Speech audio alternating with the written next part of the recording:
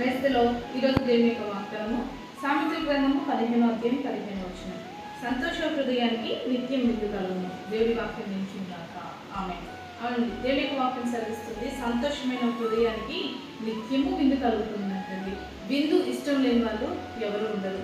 అయితే దేవుడి యొక్క వాక్యం సెలవిస్తుంది, ఎవరైతే సంతోష హృదయాన్ని కలిగి ఉంటారో వారికి నిత్యము విందు కలుగుతుంది అని దేవుడి యొక్క వాక్యం సెలవిస్తుంది. ఈ రోజులో మనం చూస్తుంటే మనకి ఇప్పుడున్న పరిస్థితిని బట్టి సంతోషించాం, కానీ రేపు పరిస్థితిని బట్టి ఏం చేస్తాం? దుఃఖపడుతున్నాం.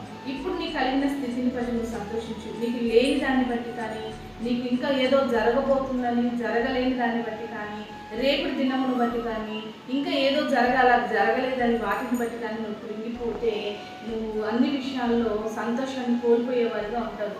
ఈ రోజు నీకున్న సంతోషాన్ని నువ్వు అనుభవించకుండా, నీ హృదయంలో సంతోషం నువ్వు పెట్టుకోకుండా అనవసరమైన విషయాలను ఆలోచన చేసుకుంటూ ఇంకా ఏదైనా జరిగిద్దా, ఏదైనా అవుతుందా, రేపు దినము గురించి ఇంకా ఏదో విషయాల గురించి ఆలోచన చేసి కృంగిపోయి దుఃఖపడటం కన్నా ఈ రోజు నీ కలిగిన స్థితిని బట్టి సంతోషించు. అలా ఎప్పుడైతే నువ్వు సంతోషిస్తావో అలాంటి వారి జీవితం నిత్యం విందులాగా, అంటే నిత్యం సంతోషంగా ఉంటుందని దేవుని యొక్క వాక్యం సెలవిస్తుంది.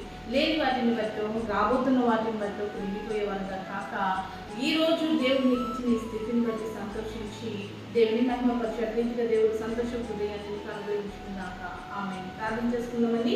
సకల ఆశీర్వాదాలు కారణభూతులమైన మా ప్రియ పరలోక తండ్రి, ప్రార్థన లభిస్తున్న ప్రతిదిన జ్ఞాపకం చేసుకోండి ప్రభా.